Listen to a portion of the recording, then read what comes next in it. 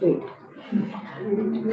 All right, so we're live, and this is Senate Health and Welfare. We're back, and we're going to look at, we're going to listen and hear about the blueprint expansion that we put into legislation recently on expansion of the hub and spoke system for from opioid to other substances, and then for mental health. So this is such an important topic, I think, for us to understand. Thank you for being here. Oh, thank you. Thank you, Madam Chair. I will introduce myself very briefly and then let my colleagues introduce themselves, or should they introduce themselves now? Why don't do that? Okay. Yeah, introduce, it would be great, and we'll introduce ourselves after that. Good morning, everyone. I'm Elisa Stolberg. I'm the Director for Family and Child Health at the Health Department.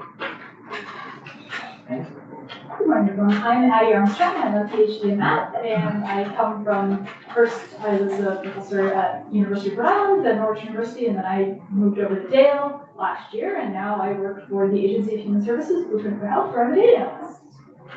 Thank you, Addie. Thanks so much. That's it. Great, good. All right, well, we got introductions. So I'm gonna let, Yes. go ahead, and you're gonna, go ahead. Senator Terry Williams representing Rutland County. Jenny Lyons representing Chittenden Southeast. Senator Dave Weeks representing Rutland County. Well, thank you for inviting me and my colleagues back. The last time you saw me presenting in Senate Health and Welfare was my overview of the blueprint last January, and I'm very excited to be back here today presenting about the pilot update. Our annual report for 2023 is available. I'm told by our interim director of healthcare reform that the 2022 annual report was a real page turner. So if any of you have an interest in reading long state reports, I assure you that its successor is worthy of the title. But for lots of detailed information about the communities from which you come, as well as our programs, I certainly encourage you to take a look at the Blueprint Annual Report for 2023. And you can tell me if it was a page turner or a soporific. So I'm going to advance my slides. Thank you. That was Pat Jones who said it was a page turner. I think I just tested my forward slide mobility. I wonder if I have to tap. Oh, yeah, there we go. So you have to tap on the slide and then it uses the key. The Blueprint for Health was established in 2011. It integrates advanced primary care, and by that we mean including prevention services and services for people with complex health and social needs. It integrates specialty care, which I'll mention, and it integrates community-based services. The Blueprint for Health has been multi-payer. It includes payments from Medicare, Medicaid, as well as 3 insurers in Vermont, Blue Cross Blue Shield of Vermont, MVP, and Cigna. The community health teams compose individuals of many different disciplines, including nurses, social workers, counselors, community health workers, health coaches, dietitians, and are funded by these payers and available to any individual that comes to what we call a practice, so a doctor's office, if you will, that is affiliated with the Blueprint. Those services that the community health team provides are at no cost to the individuals. There's no length of service or time for which they're limited to. It can be a very short interaction, it can be a long one. Last year and over time, this base among advanced primary care and community health teams has been built upon. Probably best known, but not the only program that's been well liked and adapted in Vermont is the hub and spoke system.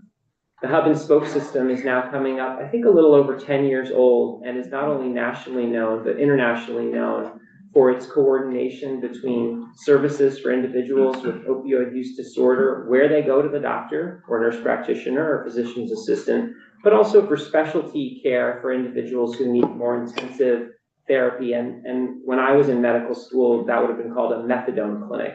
So the opioid treatment program, or the hub, is where more intensive services are available and daily dispensing of methadone is provided. Just to give you kind of some real world example, our language, how it fits in. About 6, 7 years ago, another expansion program was the Pregnancy Intention Initiative, formerly called Women's Health Initiative. And that is also integrated not only into our practices, doctors' offices, but also integrated into specialty care. These are services that are available in obstetrics and gynecology, as well as the practices. Both of those programs are funded by Medicaid. They're not multi-payer. And then the topic of today's discussion is that new in 2023, all of you, the legislature, passed an appropriation that I'll go over to expand our community health teams to emphasize and address mental health, substances, including opioid, but beyond opioids, so alcohol, psychostimulant, and other drugs that people really can have some serious addictions to, and social determinants of health. Social determinants of health, also called social drivers of health.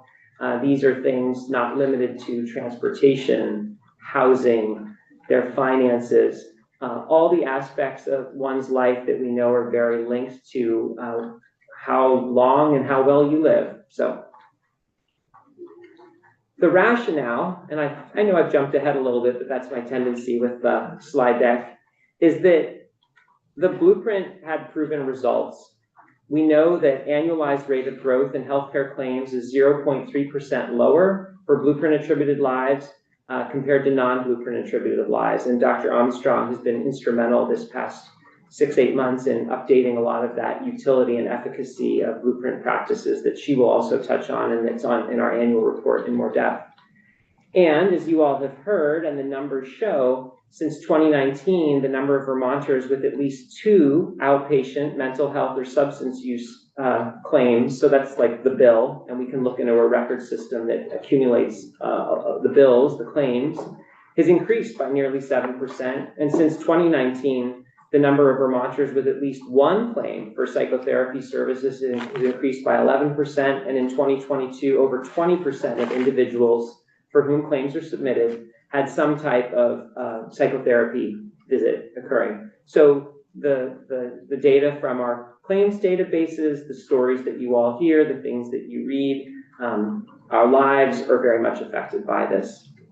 The 2-year pilot was authorized, as I said, in 2023. The language in Act 78 specified for a 2-year pilot to expand the Blueprint for Health Hub and Spoke program. And that's a general usage of the term. Senator Lyons. I just want to clarify that while there's a bill up on the wall that would have added this into statute, Act 78 is the big bill, the budget, and so we picked that language up. We did talk about it in here, and then it was in the budget. I just want folks that have that clarity. And funds shall be used to expand substances covered by the program, which we're going to go over. Dr. Armstrong will actually go over and how we're going about that, including mental health and pediatric screenings. That's really where my colleague Elisa from the Department of Health will bring up the work in pediatrics, and make strategic investments with community partners. And that's where do we find these people to do the work, because that's where community partners are strongly encouraged and utilized, and we'll be updating you all on that. I'm going to go through some of the groups that we held together last year, Senator Lyons. This is, I think, new information to this committee, but I do want to go through it just so you all know how much we took in. The legislature defined in statute the members of the executive committee that advises the executive director and my team. Some of them include a consumer representative. So this is a person who's lived in healthcare, been a caregiver. She is on our committee and participated in our work groups. Professional societies that you've heard from and are represented here today, Vermont Medical Society, community-based organizations like designated agencies, providers themselves are on the executive committee, and Representative Houghton as a representative of the legislature. There's quite a few other representatives too, but this is just a sample. We conducted 13 different work groups before the legislation was passed, you might say that was a bit presumptuous, but given the pace and the level of crisis, we felt like we had to prepare for this legislation to pass. And those were conducted in March, from March to June of 2023.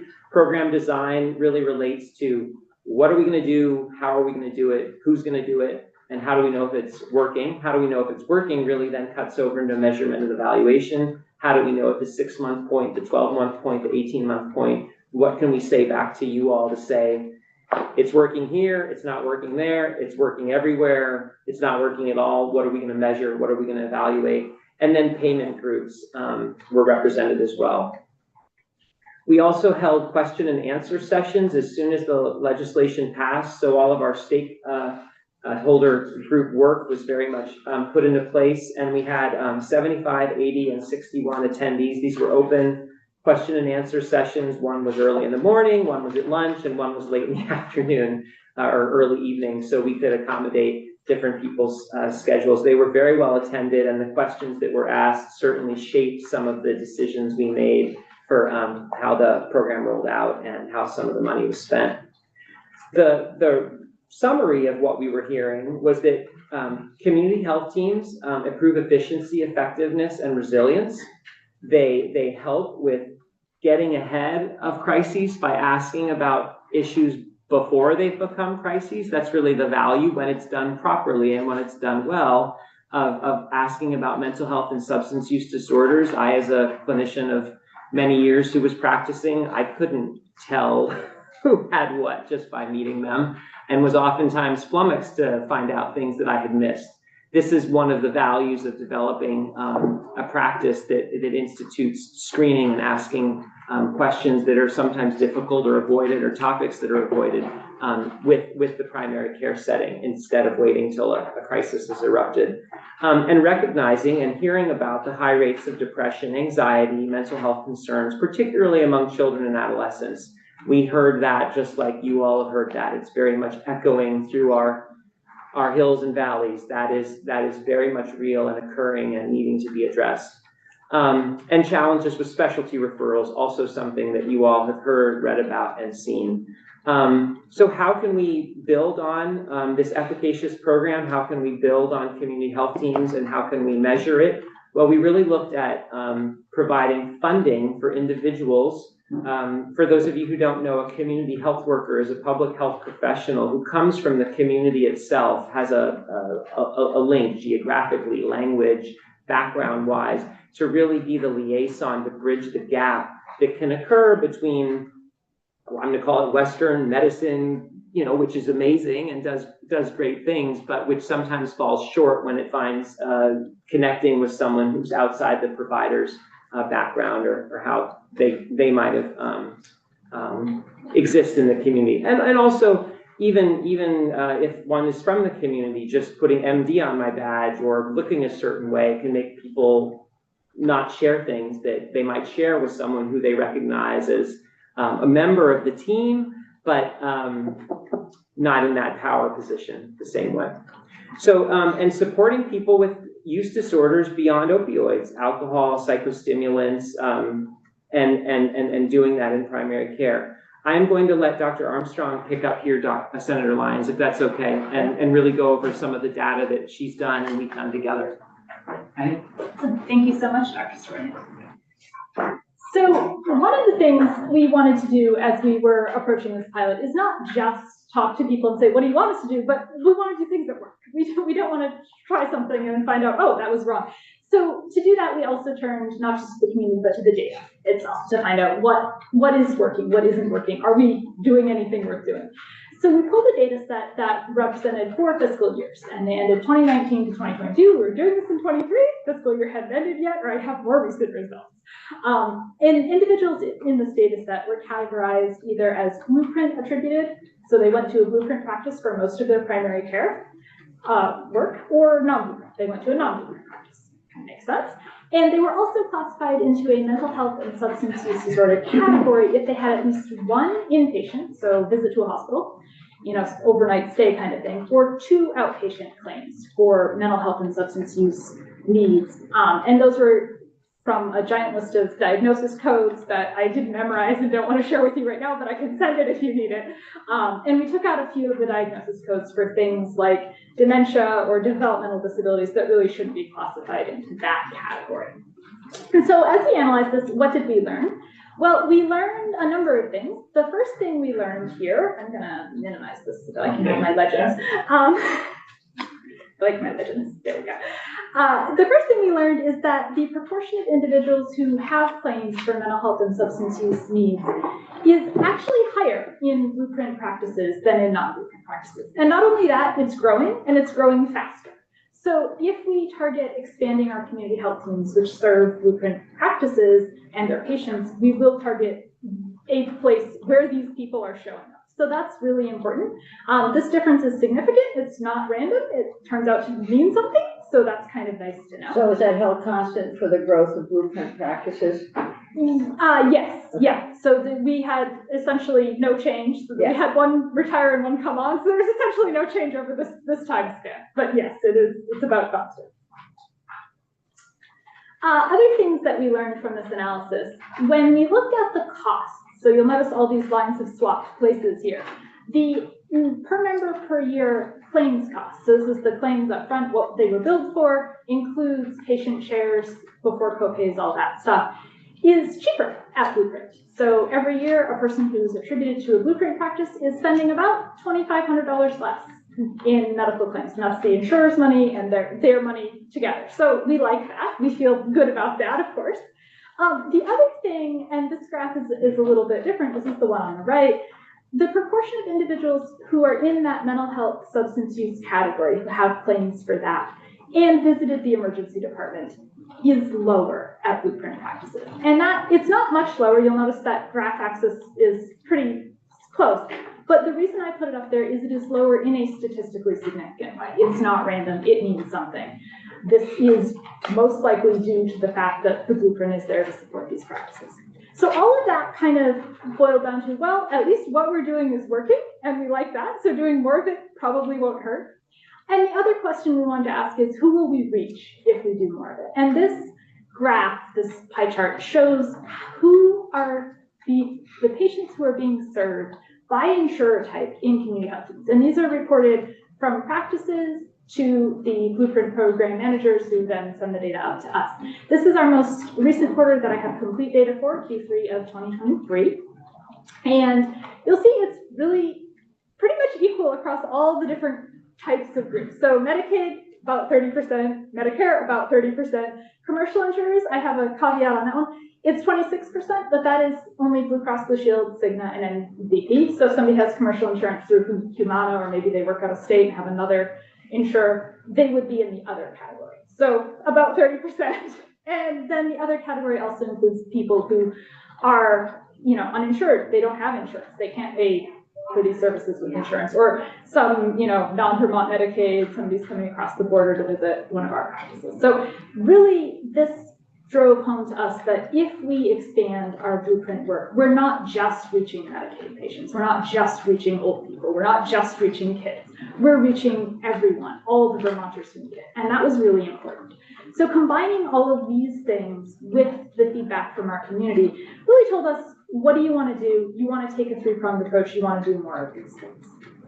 So we took a multi-pronged approach that really has four basic pillars. We want to expand the community health teams.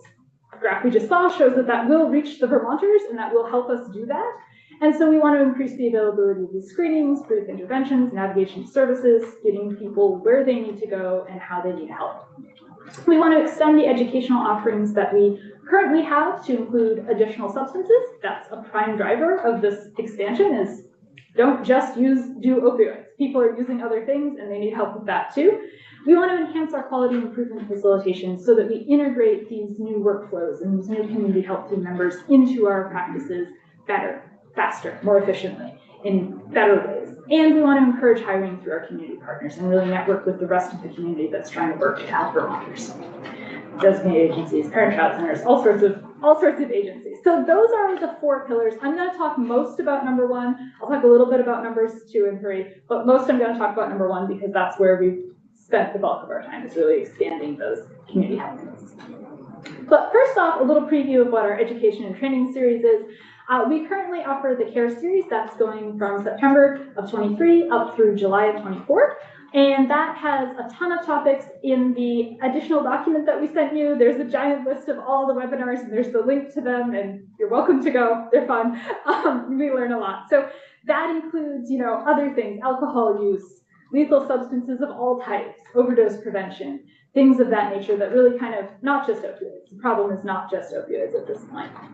And we also, from part of the CARE series, will have an in-person conference in June, which is, we're all pretty excited about. We'll be going to that. And then what are we going to do next year? This is only half of it. We have an RFP out right now for at least 16 additional sessions, and we'll find out who bids and how we're going to do this. These sessions were informed by stakeholder surveys. So we sent surveys out to practices, providers, community health team members, and said, what do you want to learn about?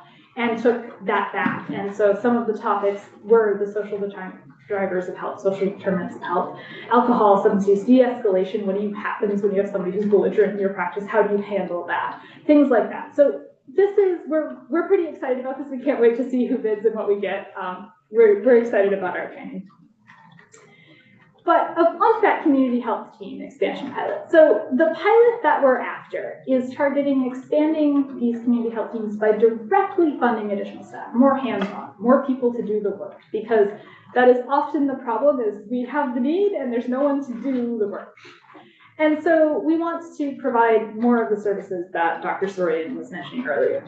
Screenings, mental health and substance use screenings, brief interventions, help, talk to someone about what their needs are, get them to the right places, and really have those extra contacts, have the ability to warm hand off and say, oh, somebody mentioned this, let me set you up with someone right away, and you don't have to wait 6 weeks for a referral to somebody. We all know how it is to try to get into the doctor these days, so we're really hoping to improve that. As we're doing this, practices will attest to incorporating the additional screenings, incorporating the staff member. Once they have attested to do that, they will receive the funding for these additional staff. So how many of them are attesting? We have at the moment an 88% participation rate, which is pretty amazing. I'll take it. We've heard all sorts of things from practices who are not ready to attest for the first year. We've heard things like, I'm retiring at the end of this year. Pretty good reason not to try to expand your staff. We've heard things like our EMR, our electronic medical record, just can't handle adding all this stuff. We're not ready this year, maybe in year 2. So we were really careful to, let me go back. We were really careful to make sure that if they attested for year 1, they could attest for year 2 separately, so that somebody who maybe didn't come on in year 1 but can get up and running is able to come on in year 2. So that was really important to us. As we're embedding these staff, what did we want to do with this work? We wanted to embed a staff member in as many practices as possible. And we wanted to do it in a way that's reasonable to the person who's working. We don't want to say, work 2 hours in this practice and work 8 hours in this practice. So we really tried to use increments of 1/2, half-time, full-time, or 1.5-time staff member. But some practices are tiny. We do have the single practitioner offices in Vermont, and we're lucky that way. We didn't want to leave them out in the cold, though. So we also wanted to allow for what we call a centralized resource, but a resource that might be, central to a bigger unit, but can be accessed by the practice, the smaller practices. So we really did want to make sure that that existed. And of course, we had to stay within our budget and make salaries commensurate with who we're going to hire. We don't want to, pay them the same that you might be paying someone who, does other things. So we wanted to do all of those things. This allowed, once we kind of broke it down and really put this on the table, this allowed us to fund a total of 82 full-time equivalent staff for 2 years. That's a lot of people. Naturally, hiring that many people is going to take a little bit of time, maybe a lot bit of time in this climate. But to date, and we really haven't been at this more than about 6 months. We didn't get the funding out the door until August because we didn't have it until July. And then, so really, we're doing pretty amazing. We've hired 39 people, 25.5 FTE, 41 different roles across a number of places. And on the graph in the right, you can really see who we're hiring and kind of what needles we're moving. Care coordinators, we had a ton of them. We had over 100 to start with. We've hired additional ones because that's always a need. What are you doing? Where are you getting the service? How are we getting you connected? but we've also really focused in on social workers, mental health clinicians, and community health workers. And the community health workers one is something that, even though I can't take any credit because I didn't do the hiring myself, this is done by the administrative entities, by the practices. I'm really proud of, because we've almost increased that number by 5 times already. There's almost 5 times as many people working in that role. So that's really exciting to us. We think progress is great. We're making strides. This went up by 1 since I made the slide. So that's really exciting too, is it's still improving. It's nice to know that we've done something, but what have we done? This is a quote from one of our community health workers who's a licensed, one of our community health team members who's a licensed social worker. And it goes over first just a day in the life. Met with a patient, was screened for depression and suicide, and was positive on both. Went in to meet with her and was able to connect her with another CHT member to start addressing the underlying cause for that depression. And then the part that is really impactful is the stuff I've highlighted in green there. The patient said that she had never shared these thoughts with anybody because nobody ever asked. And it really drives home that point of, you might have gone to a practice for years and years and years, and yet nobody asked you, how are you feeling today? Do you really not like your life? And when you ask, you can connect someone in a way that makes a difference.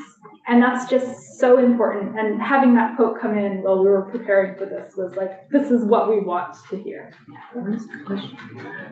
Thank you for sharing that. That's really interesting. I'm wondering, is that, it sounds like that's not part and parcel of all care that's given across the state. And I'm wondering, what is it unique to folks in the blueprint? And is there a certain training that elicited this? This is one of the reasons why we want to work on this expansion so much, is because it incorporates all those screenings. And so we're really getting practices to ask those questions, and then having the community health team there to pass the person off to is the big difference. So that's the kind of the big difference between the blueprint model and maybe other models of care that are out there. And that's the difference we want to make. Great, thank you. Absolutely. We need to evaluate this. We can't just rely on a few quotes here and there. So what are we going to do to evaluate it? We will have 2 external evaluations, a qualitative evaluation that we're going to conduct over 2 years. We'll get midway updates that will include focus groups, interviews, and surveys for patients, caregivers, families, providers, CHT members. We have a contractor who started this work. We had a kickoff meeting last week, and we are really excited about getting some feedback. We also will have a quantitative evaluation that will review more claims data and tell us the numbers. How much of a difference are we making? First one tells us what difference are we making. The second one will tell us how much of that difference we are making. And we've had our kickoff meeting with that contractor as well. So both of these are underway. We will have some midway results. We're hoping you can read all the measures and all the questions in that additional document. I didn't want to throw a giant list off here and let you read it here. So we will also be conducting a bunch of internal evaluations. We have chart reviews of our CHTs, and so those are conducted by our quality improvement facilitators. We had a baseline chart review conducted last fall, and I'll talk a little bit about that, a sneak preview, that gives us kind of a ground zero, where we're starting, where we can build up from here. And then we will also, of course, be tracking our encounters and our staffing through our blueprint portal, which is our just way that everyone reports back to the central office and tells us what they're doing.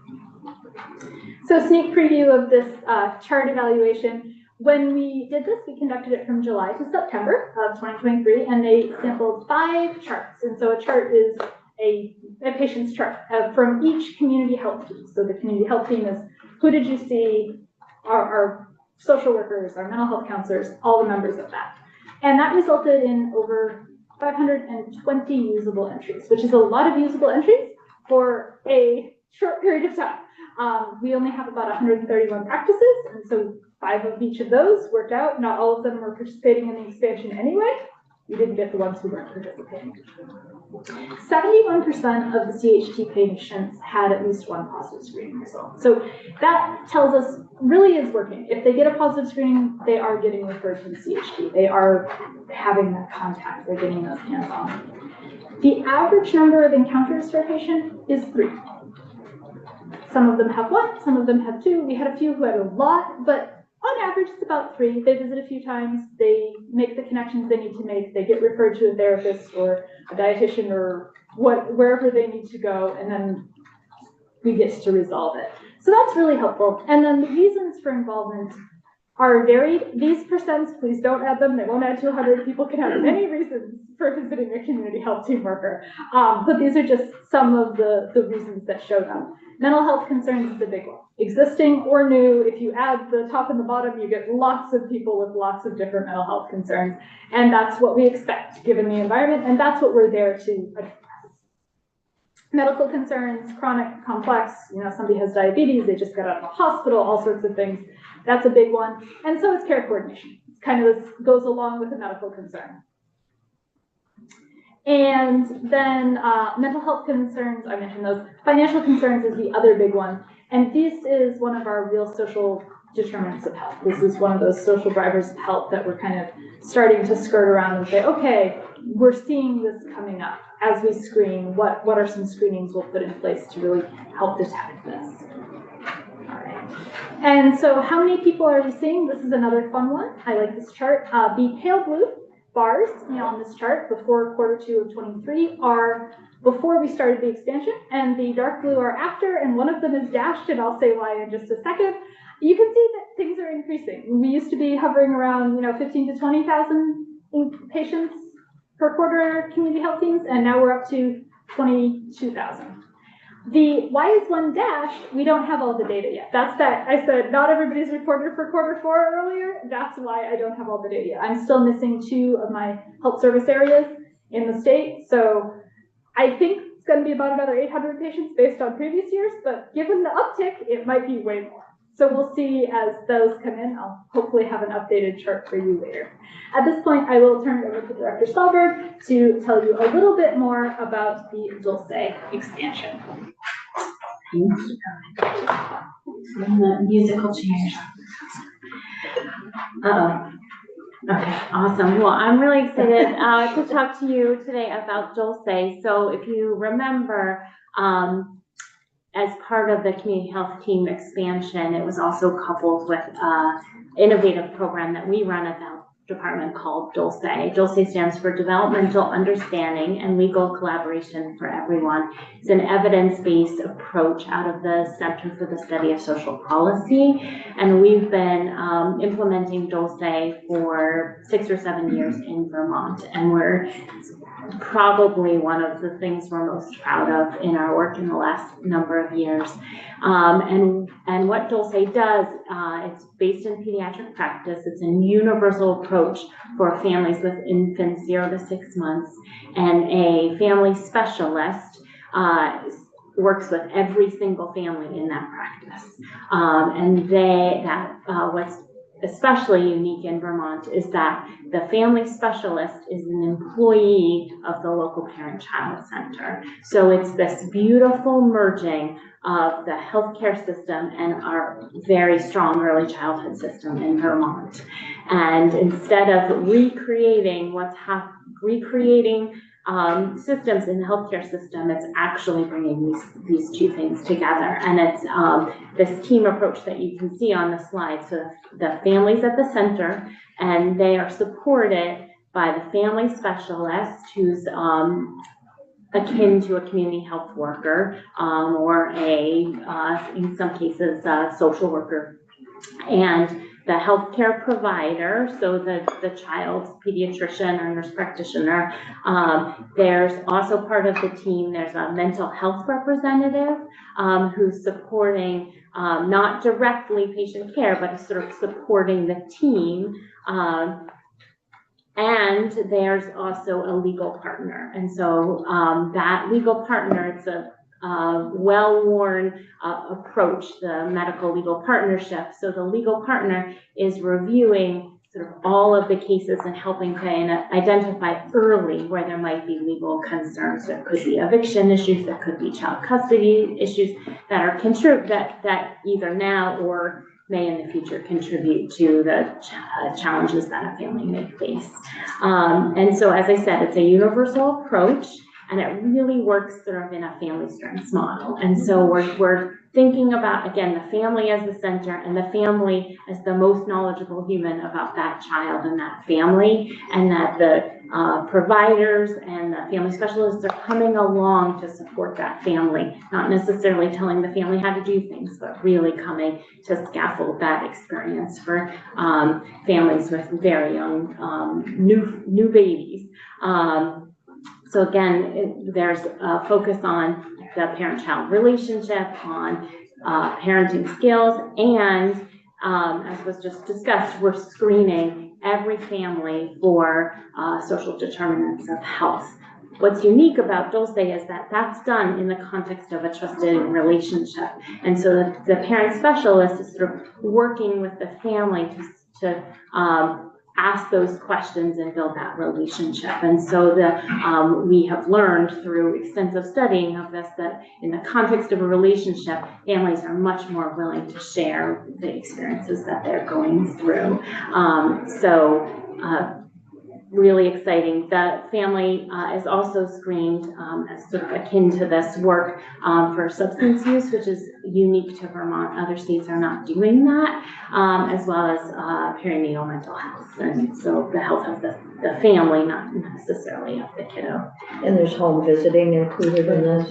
Yeah, so that's kind of this diagram. So the family specialist, because they're from the local parent-child center, they are linked back to their children's integrated services team. So we really think of Dulce as an access point. It's the opportunity to connect with a family and understand what their needs are, and then connect them to services.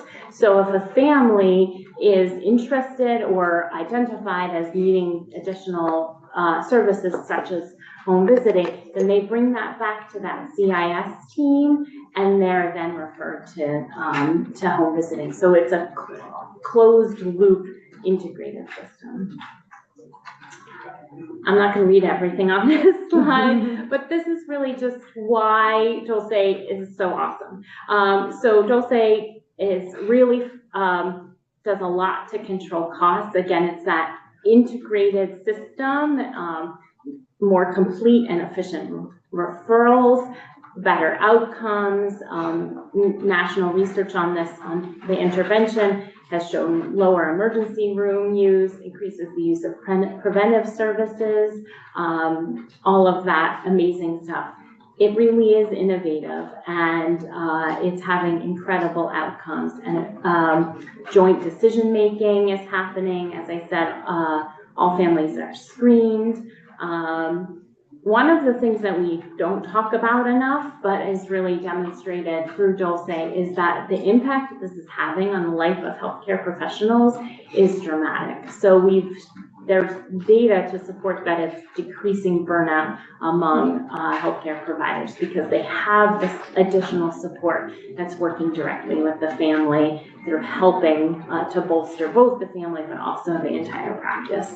And again, we're seeing that families are making stronger connections to able to access concrete supports. Our other programs in the state that support families, as well as kind of helping as well to identify where there are systematic barriers in the state that we can then work through, which often happens on the legal side as well. These are our Dulce sites. We have 6 Dulce sites that are funded through the blueprint. These were our original sites. You can see the parent-child center on the left-hand side, and the practice that they're partnered with on the right-hand side. And then we brought on, or sort of in the process of bringing on 3 additional Dulce sites through a federal HRSA grant that we have called Transforming Pediatrics for Early Childhood. So we're bringing on 3 more sites, and those 3 sites are very specifically targeted around reaching populations who were marginally haven't had the best experiences with the healthcare system. So we're really excited about bringing those on, and also figuring out ways that Dulce may need to be adapted to some of those populations. And then lastly, I'll just add that one of the, because of limitations on funding, we're obviously not able to do Dulce in every pediatric practice. And two, Dulce doesn't necessarily work in every pediatric practice. It requires a certain number of families with infants to be in that practice.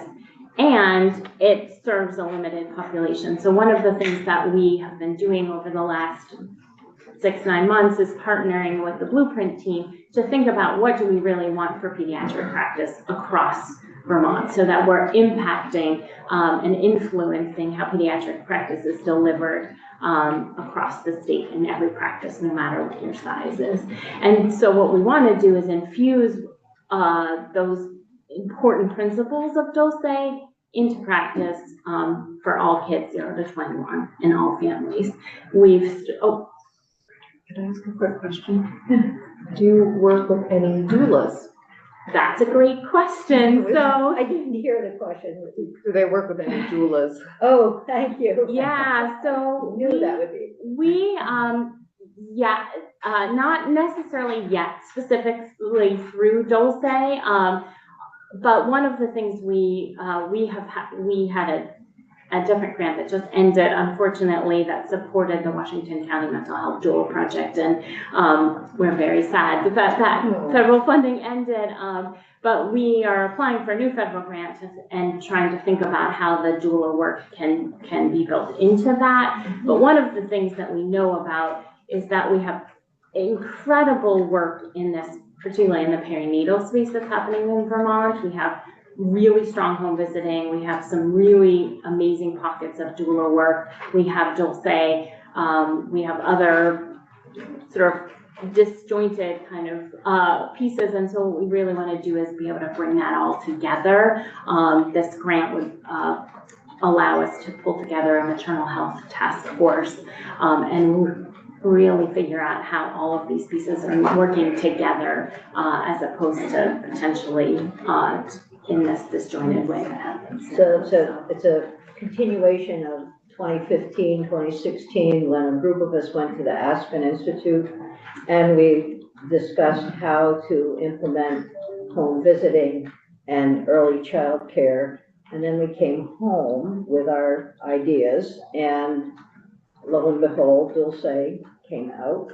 And so it's been a good cooperative experience to develop this. It really It's has. really good. How is it funded?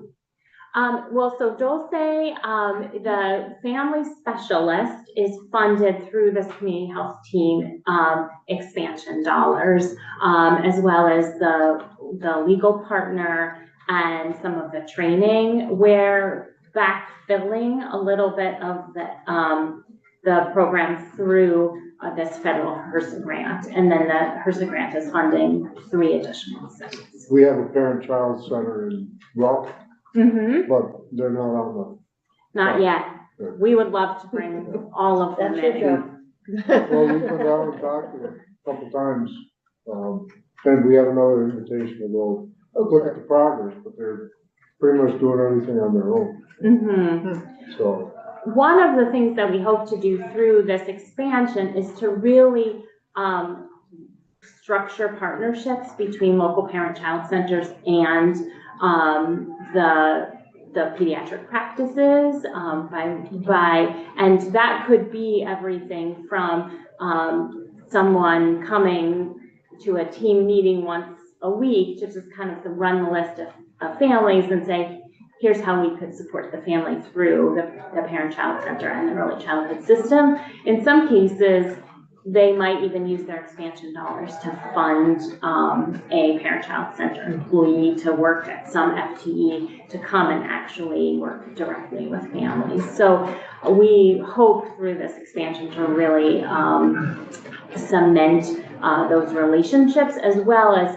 to support pediatric practices in understanding what is our early childhood system of care. There's a pretty big disconnect in some communities between what's happening in pediatric practice and what's happening over here in the social services realm. And so our aim is really to bring those things together, and then also to add some really important learning and sort of practice change into that work and how practices work with young families.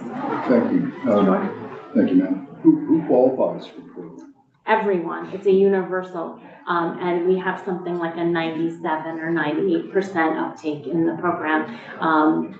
It's offered to everyone, and oftentimes the folks who say no are folks who either have had another kid go through the Dulce program and they feel pretty okay, or they're leaving the practice for whatever reason. But it's within the practice, it's a universal approach, which is not the experience in any other social service program that we typically run.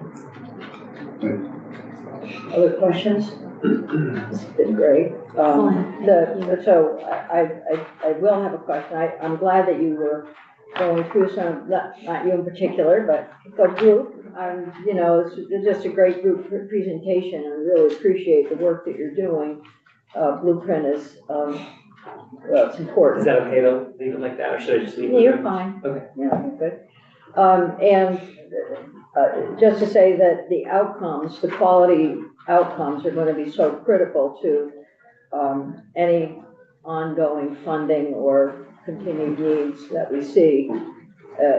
I've already heard that, you know. Yeah. But so both qualitative and quantitative, we started getting qualitative, and so having, you know, when do you get outcomes, quantitative outcomes in a 2-year project? Sure, I'll take that. So we have like I said, we had our kickoff meeting with our contractor. We have scheduled for quarterly updates on their project, and once they get their data, we have to connect them with our database. That's the hardest part, actually. Yeah. And then we'll get the first year of outcomes once the fiscal year closes. We should get that sometime in the fall. Again, once I get them connected to the database, they'll be able to do the work. But we have to go through all the security protocols Sure. with health information. And so that first year will be coming out sometime in the fall, because we'll have fiscal year 23 under our belts, and then 24 will come out the first of 25 after fiscal year. So we're always over anxious for Right. results. I mean, everyone wants results, right? And that's one of the reasons why we wanted to do the chart review. I'm going to throw that in there again, because although it is an internal evaluation, it's at least something, and we will repeat that in the fall. So we will have something to say about, hey, over the past year, this is what has changed in our community health. Thank you. And of course, Dulce has that track record, and you want to make sure it's happening in this state as well. Thank you so much. This has been terrific, and I know we'll be seeing you again.